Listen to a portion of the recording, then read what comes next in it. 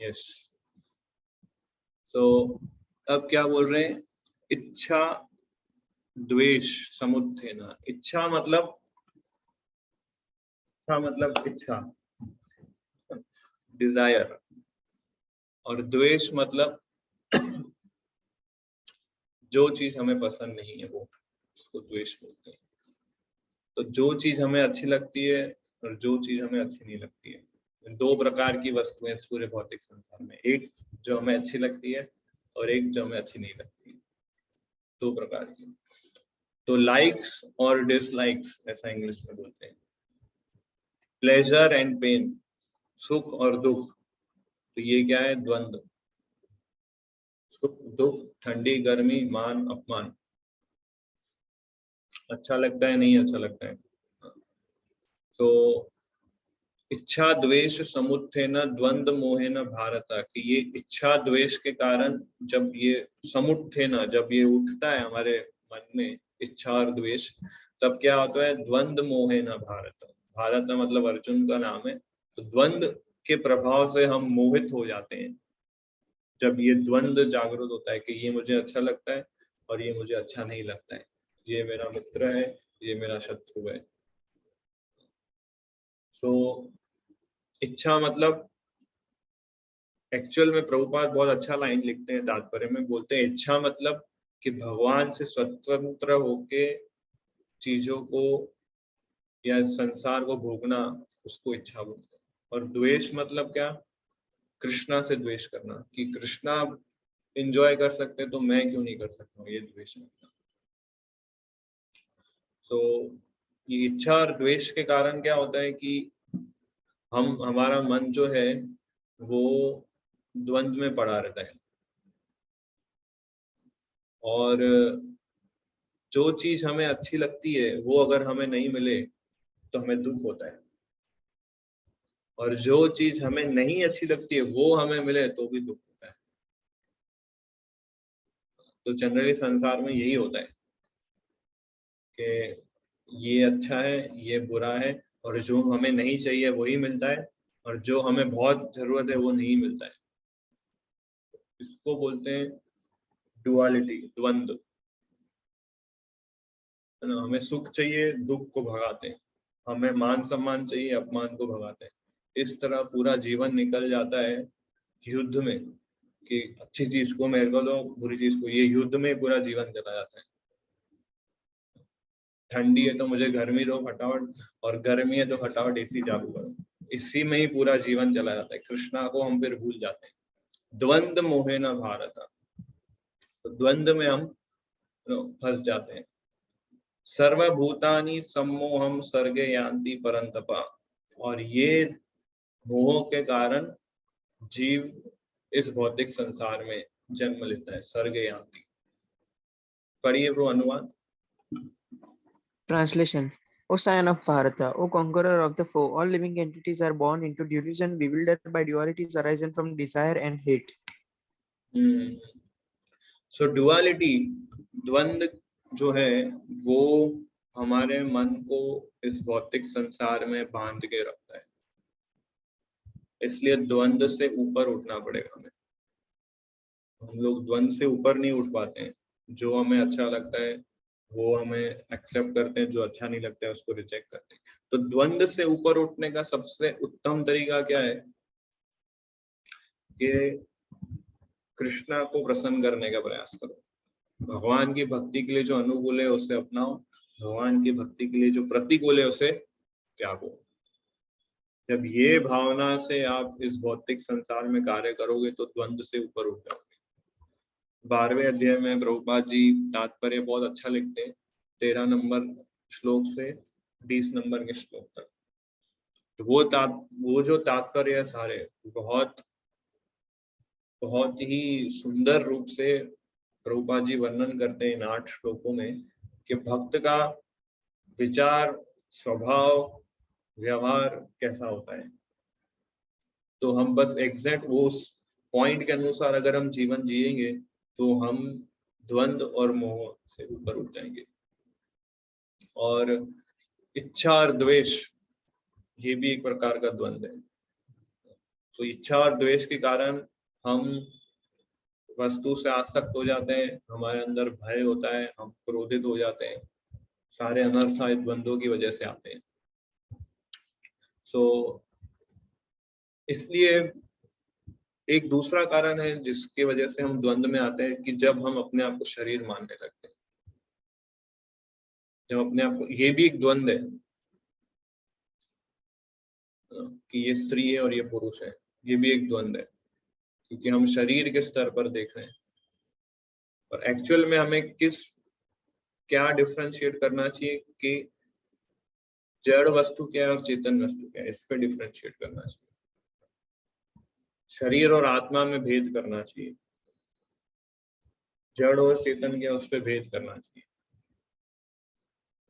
और कृष्णा क्या है और माया क्या है, उसमें भेद करना चाहिए।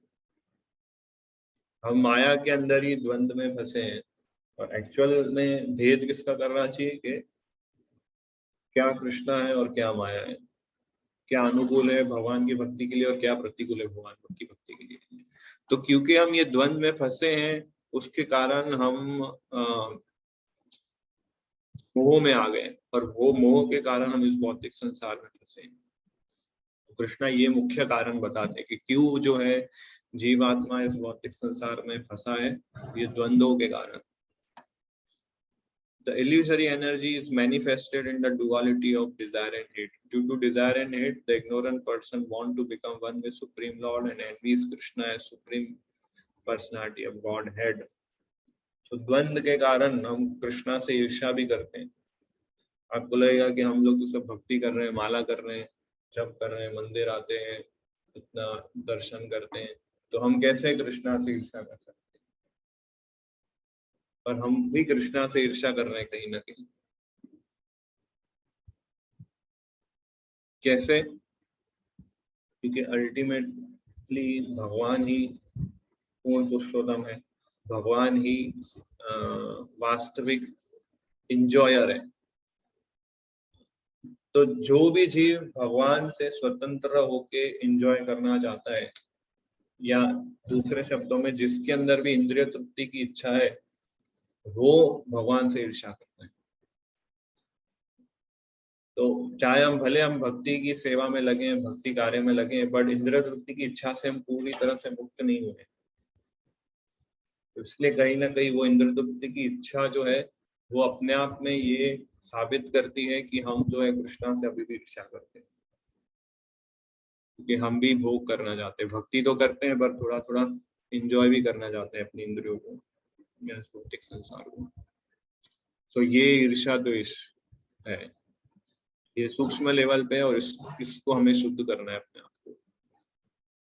तो इस चीज से अब कैसे ऊपर उठे, 28 नंबर श्लोक में भगवान बताते हैं। बहुत ही इंपॉर्टेंट श्लोक है ये और याद करने जैसा ये श्लोक है।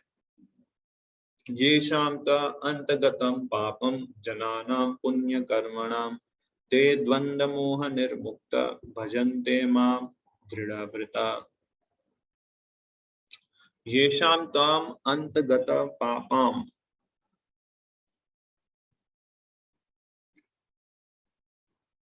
यानी कि अंतगतम पापम, जो सारे पापों से मुक्त हो गया है, वो व्यक्ति जो सारे पापों से मुक्त हो गया है, और जनानाम पुण्य कर्मणाम, और जो बहुत सारे पुण्य जिसने किए हैं,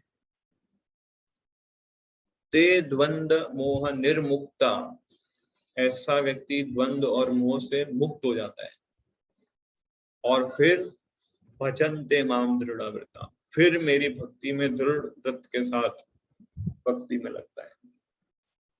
पढ़िए अनुवाद। Translation. Persons who have acted piously in previous lives and in this life, and whose sinful actions are completely eradicated, are freed from the dualities of delusion, and they engage themselves in my service with determination. तो जब हम सारे पापों से मुक्त हो जाते हैं, पाप मतलब क्या कि जो वैदिक शास्त्र में जो हमें नियम दिए उसके विरुद्ध होके कार्य करना, उसको पाप बोलते हैं। मुख्य रूप से 4 पाप होते हैं, कौन कौन से? हाँ, मांसाहार, फिर नशा करना, फिर हाँ पराई स्त्री का संग करना है, और जुआ खेलना। मुख्य रूप से ये 4 प्रकार के पाप है, ये पिलर है। तो जब तक हम ये 4 नियमों को पालन नहीं करेंगे, शास्त्र में ऐसा बताते हैं कि वो मनुष्य भी नहीं है। जो ये 4 नियम का पालन नहीं करता है वो मनुष्य नहीं है। जो जब से ये 4 नियम का पालन करेगा वही मनुष्य कहलाएगा, बीइंग ह्यूमन, है ना फेमस। सो हमें लोगों को बताना पड़ता है कि आप मनुष्य हो। वो इतने डिग्रेडेड हो गए हैं कि उन्हें बताना पड़ता है, इसलिए कंपनी है बीइंग ह्यूमन, ह्यूमन बीइंग से बीइंग ह्यूमन हो गया। सो जब हम ये 4 नियमों का पालन करते हैं तो हम पाप से मुक्त हो जाते हैं। तो अच्छे से ये 4 नियमों का पालन करना है।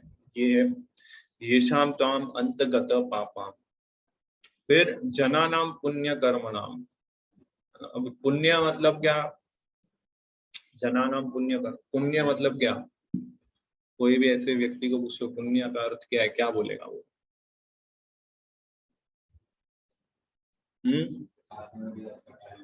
हाँ, जैसे कि पुण्य कार्य में क्या आता है?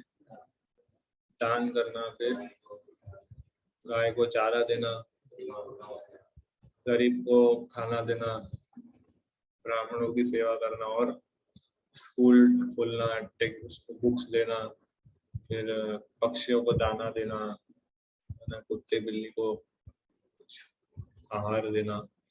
तो ये पुण्य, भगवान वो पुण्य, इस सब पुण्य की बात नहीं कर रहे हैं। क्यों? क्योंकि ये पुण्य भी हमें भौतिक संसार में बांध के रखते हैं। आपने अगर किसी भूखे को खाना दिया तो आपने उसको मदद की, ठीक है। अब वही मदद आपको वापस मिलेगा, उसके लिए आपको अगला जन्म लेना पड़ेगा, वो मदद वापस लेने के लिए। आपने किसी को 100 रुपए दिए उसकी मदद के लिए, पर वो 100 रुपए वापस आपको लेने पड़ेंगे, उसके लिए अगला जन्म लेना पड़ेगा। जब जन्म मृत्यु के चक्कर में हम फंस गए, तो ये पुण्य की बात नहीं होती है। जनानाम पुण्य कर्मणा मतलब पुण्य श्रवण कीर्तन, भगवान के गुणगान का श्रवण करना, भगवान के नामों का जाप करना, उसको वास्तविक पुण्य बोला गया। तो ये दो चीज हम करेंगे, पाप से जब मुक्त होंगे और पुण्य करेंगे। पुण्य मतलब भक्ति वाले कार्य, भगवान के नामों का कीर्तन करना, उनके नामों का जाप करना, भगवान की लीलाओं का श्रवण करना, श्रीमद् भागवतम पढ़ना, भगवत गीता पढ़ना, ये सब एक्चुअल में पुण्य है। तो जब हम ये दो चीज करेंगे तब हम द्वंद्व और मोह से निर्मुक्त हो जाएंगे। तो जब तक हम द्वंद्व और मोह से मुक्त नहीं होंगे तब तक हम भगवान की दृढ़ता वाली भक्ति नहीं कर पाएंगे। हम क्या करेंगे, अभी हम भक्ति में दृढ़ता पूर्वक भक्ति नहीं कर रहे हैं। कभी हमें लगता है माला करना चाहिए, कभी इच्छा नहीं होती माला करने की तो हम 2-4 माला कर लेते हैं, कभी इच्छा होती तो 16 माला कर लेते हैं। कभी हम नियमों का पालन करते हैं, कभी हम नियमों को तोड़ देते हैं। आज मुझे अच्छा लगता है भक्ति करना, कल मेरे को लगता है कि मेरे को नहीं करना है भक्ति, मुझे अच्छा नहीं लग रहा है। तो ये दृढ़ता वाली भक्ति हम नहीं कर पाते। क्यों? क्योंकि द्वंद्व और मोह से हम फंसे हुए हैं। और द्वंद्व मोह में क्यों फंसे हुए हैं? क्योंकि हम 4 नियम का पालन नहीं कर रहे हैं और पुण्य वाले कार्य नहीं कर रहे। तो ये बहुत इंपॉर्टेंट है, समय बहुत इंपॉर्टेंट श्लोक है। भगवान की दृढ़ता भक्ति करनी है तो क्या करना पड़ेगा? द्वंद्व मोह से मुक्त होना पड़ेगा। द्वंद्व मोह से मुक्त होने के लिए क्या करना पड़ेगा? पाप वाले कार्य को छोड़ने पड़ेंगे, पुण्य वाले कार्य करने पड़ेंगे। अभी हमारी परिस्थिति ऐसी है कि हमें पुण्य वाले कार्य करने की इच्छा ही नहीं हो रही है और पाप वाले कार्य में पूरा रस है। तो कैसे शुरुआत करें? तो हम लोग जब साइंस पढ़ते थे तो उसमें एक टर्मिनोलॉजी आती थी जिसको बोलते हैं एस्केप वेलोसिटी। सुना है एस्केप वेलोसिटी? क्या है वो एस्केप वेलोसिटी?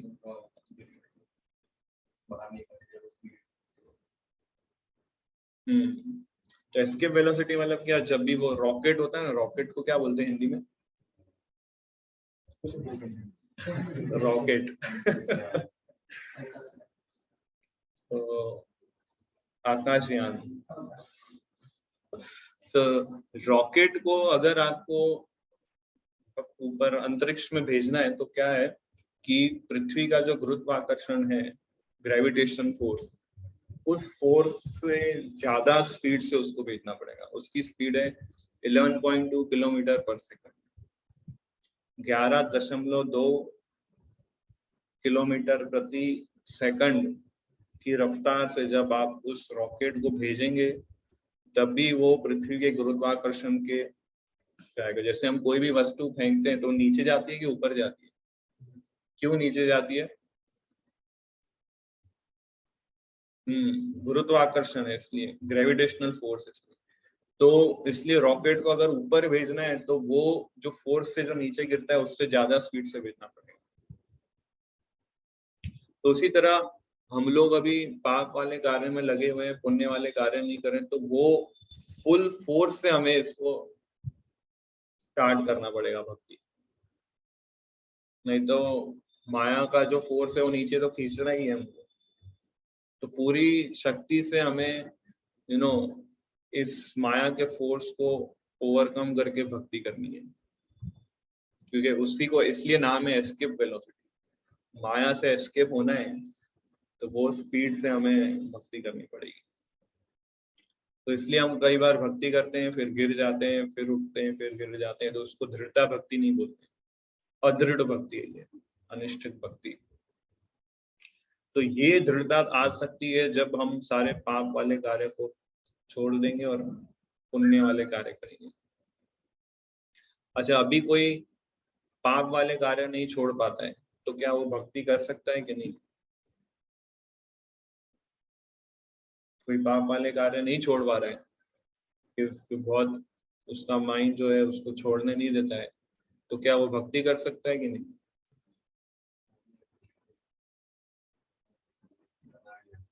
ऑनलाइन पार्टिसिपेंट्स, जो पाप वाले कार्य नहीं छोड़ पा रहा है तो क्या वो भक्ति कर सकता है कि नहीं कर सकता है? यस प्रभु, बिकॉज भक्ति से ही मतलब उसे वो इंटेलिजेंस या मर्सी जो भी मिलेगी जिससे वो पाप से निकल पाए। Okay, good. यस प्रदीप प्रभु। यस वो भक्ति कर पाता है, क्योंकि वो 24 घंटे थोड़ी ना पाप वाले कार्य करेगा, कुछ तो टाइम बचेगा ना जिसमें वो भक्ति कर पाएगा। सही बात है, 24 घंटे तो पाप नहीं कर सकता हूँ, तो बोल रहे कुछ टाइम बचेगा उसमें तो भक्ति कर सकता। अच्छा answer, positive answer. Yes yes Meet Prabhu. भक्ति कर सकता है, लेकिन अगर पाप कार्य कंटिन्यू रहते तो फिर वो अपराध वाली भक्ति करेगा, ऑफेंसेस करेगा। Okay good. Yes OP Gupta Prabhu. Prabhu ji, एक ऐसा पॉइंट भी है भगवत गीता में से भगवान ने बताया कि यदि कोई जघन्य से जघन्य कर्म भी करता है लेकिन वो भक्ति करने के लिए अगर वो प्रयास करता है तो उसे साधु पुरुष मानना चाहिए। मतलब ऐसा समझ सकते हैं कि भगवान कह रहे हैं कि भले आपका पाप कार्य में हो लेकिन आपको भक्ति करना चाहिए, उससे आप प्योर कर सकते हैं अपने आप। यस, सो जो व्यक्ति पाप कार्य को छोड़ नहीं सकता है वो भक्ति कर सकता है। सिर्फ एक ही कंडीशन है उसके लिए कि उसका उद्देश्य अच्छा होना चाहिए, उसका इंटेंशन प्योर होना चाहिए। अगर वो ये सोच के भक्ति कर रहा है कि अभी मैं पाप करता हूँ फिर माला करूंगा तो पाप सारे खत्म हो जाएंगे, अभी मैं थोड़ा पाप कर लेता हूँ, मैं छोड़ नहीं पाता हूँ इसलिए पाप कर लेता हूँ, वैसे ही माला कर लूंगा 2-4 एक्स्ट्रा तो मैं शुद्ध हो जाऊंगा, ये भावना से अगर वो भक्ति करता है तो वो नहीं कर पाएगा भक्ति, वो अपराध हो जाता है फिर उसमें। तो हम भगवान को चीट नहीं कर सकते, भगवान को हम धोखा नहीं दे सकते, क्योंकि भगवान गीता में बोलते हैं सभी धोखेबाजों में सबसे बड़ा धोखेबाज मैं हूँ, ऐसा 10वें अध्याय में बोलते हैं। तो भगवान को कोई चीट नहीं कर सकता क्योंकि Krishna is the greatest cheater. भगवान से बड़ा चीटर कोई नहीं है। हम भगवान को चीट करने जाएंगे, हम चीट हो जाएंगे। सो इसलिए हमें ये चैंटिंग, रीडिंग, हियरिंग करते रहना है, चाहे हम पाप वाले कार्य में लगे हो या नहीं लगे हो। जैसे प्रदीप प्रभु ने बहुत पॉजिटिव आंसर दिया कि 24 घंटा तो कोई पाप करता नहीं, बाकी के समय ये चैंटिंग, रीडिंग, हियरिंग करो। तो जितना हम चैंटिंग, रीडिंग, हियरिंग करेंगे ना, उतना हम रजोगुण और तमोगुण के प्रभाव से मुक्त होते जाएंगे। जैसे एक लकड़ा होता है, ठीक है, उस लकड़े को अगर हमें जलाना है तो उस लकड़े को सूखा रखना पड़ेगा, और उसको अगर हम गीला करेंगे तो जलेगा क्या वो लकड़ा? क्यों नहीं जलेगा?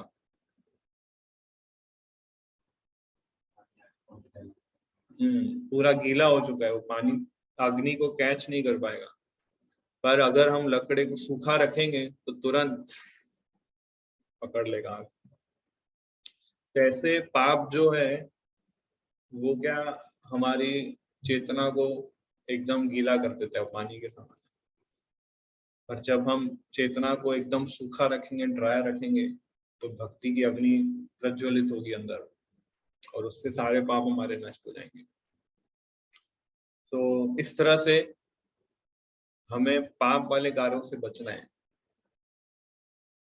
और अगर हम नहीं बच पा रहे हैं तो ऐसे भक्तों का संग करें जो दृढ़ता पूर्वक भक्ति में लगे हैं।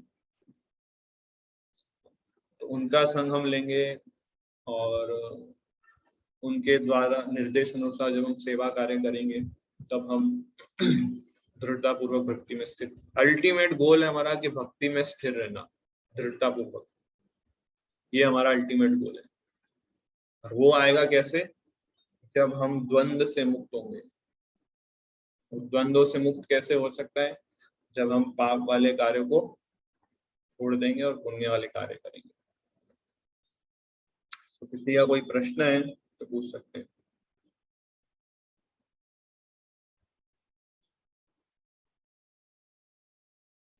यस केवल प्रभु। प्रभु ये पता कैसे चलेगा कि ये इंद्रिय हमारे कंट्रोल में नहीं है? जैसे कैसे भूख लगती है तो हम लोग खाना खाते हैं, तो वो क्या तो भूख लगे तो खाना खाना चाहिए, सही बात है, पर भगवान का प्रसाद खाओ।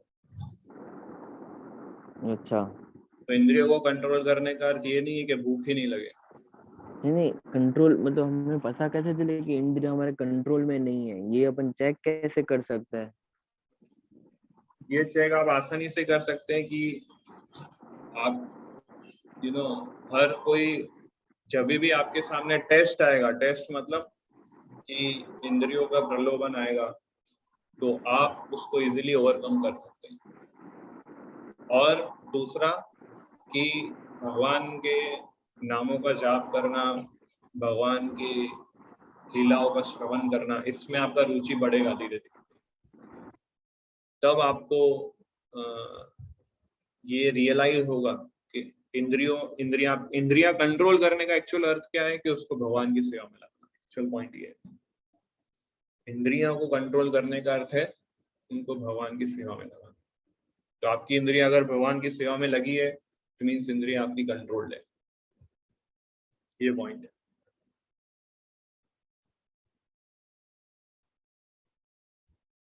Okay, so yes OP Gupta. Prabhu ji, जैसे यदि अगर कोई व्यक्ति भक्ति में लगा है और वो भगवान को ऑफर किया हुआ प्रसाद नहीं खा पा रहा है या उसने नहीं खाया है, तो क्या वो पाप कार्य में आएगा? हाँ, क्योंकि भगवान कहते हैं कि जो मुझे भोग लगाए बिना खाता है वो पाप खा रहा है, पाप ही खा रहा है। और परिस्थिति उसकी ऐसी है कि उसको प्रसाद ही लेना है, पर वातावरण ऐसा है कि वो भोग नहीं लगा पा रहा है, या तो उसको मन से फिर प्रार्थना करनी चाहिए, मन से भगवान को भोग लगाने का प्रयास करना चाहिए, फिर उससे ग्रहण करना चाहिए। ऐसा। पर पॉइंट ये है कि उसे भगवान को भोग लगाए बिना कोई भी आहार ग्रहण नहीं करना चाहिए। और कोई प्रश्न?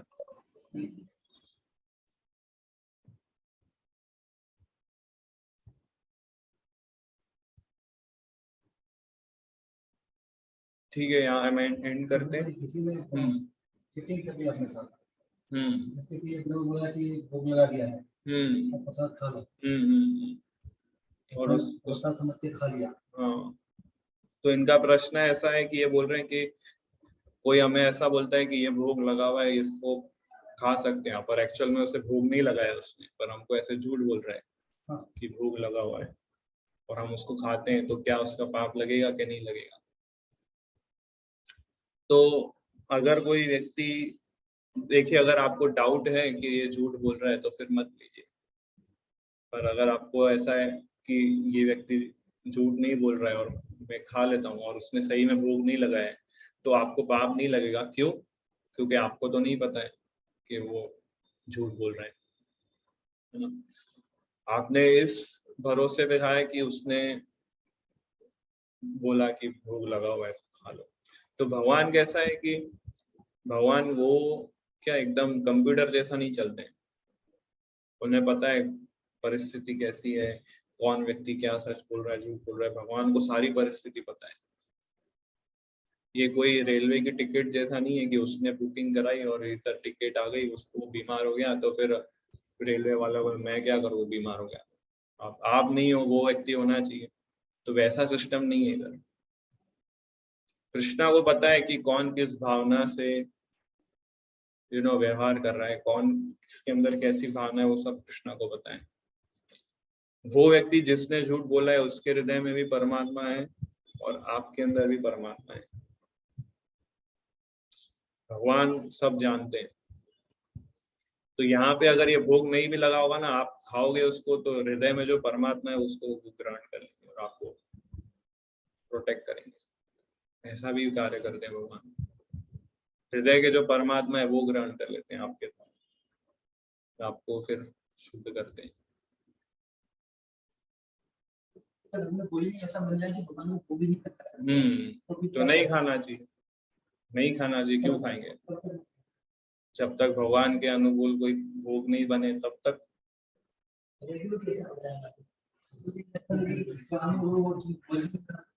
हाँ, तो रोटी और चावल तो बनता है।